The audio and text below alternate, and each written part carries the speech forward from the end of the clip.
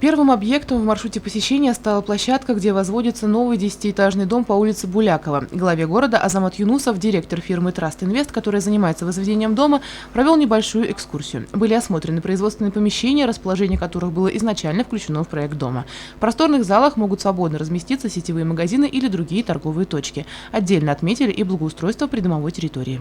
Значит, парковки будут располагаться у нас с двух сторон, с красной линии, две парковки.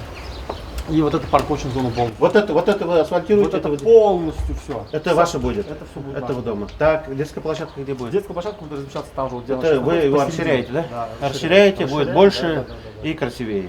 На сегодняшний день здесь возводится 7-й этаж, а в целом дом предназначен только для коммерческого жилья. Всего 54 квартиры на одном этаже, 2 лифта, 1 пассажирский, другой грузовой и по 6 квартир на площадке. 1 трехкомнатная, 2 двушки и 3 однокомнатные. Дом будет сдан в 4-м квартале этого года с чистовой отделкой.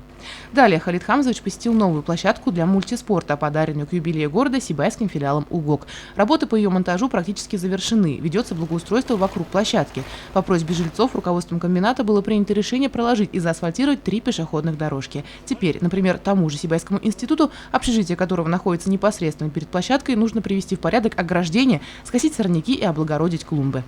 Сдвинулись с мертвой точки работы по капитальному ремонту дороги по улице Кусимова, проходящей вдоль детсада Курай. Въездную часть к лицею Умидбаева уже заасфальтировали, осталось привести в порядок основную проезжую часть.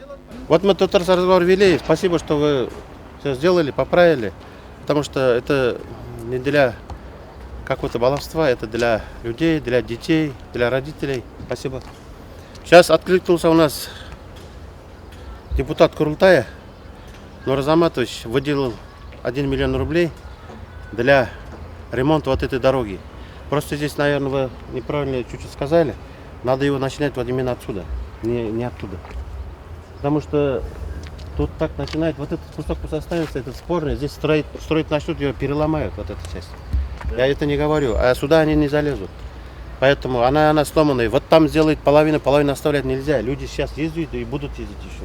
Вот в детском саду будут подъезжать. Мне определили границу, нет, угол того дома. Нет, неправильно. Нет, тогда угол вот этого дома. Вот этого дома, да. Отсюда начинаем вот прям. Данная проезжая часть будет отремонтирована в ближайшее время. Планируется завершить укладку асфальта в середине июля.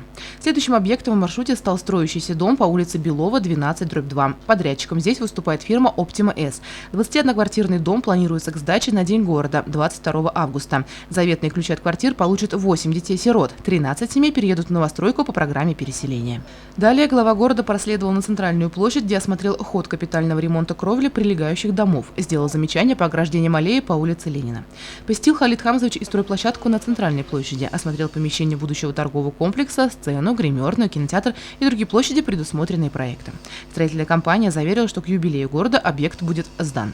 Завершилась проверка строительных объектов на стройплощадке новой художественной школы, где были собраны и руководители предприятий, которые будут непосредственно заняты при финальном этапе работ. Здесь глава города отметил, что необходимо будет привести в порядок фасады, балконы, прилегающие территории многоквартирных домов, заменить ограждение детского сада «Айгуль» и проложить подъездные пути до социального объекта. Время для завершения всех работ на объектах остается не так много, всего 2 месяца, а потому строителям придется, что называется, попотеть и сделать свой подарок Сибаю, который уж точно останется не на одно десятилетие.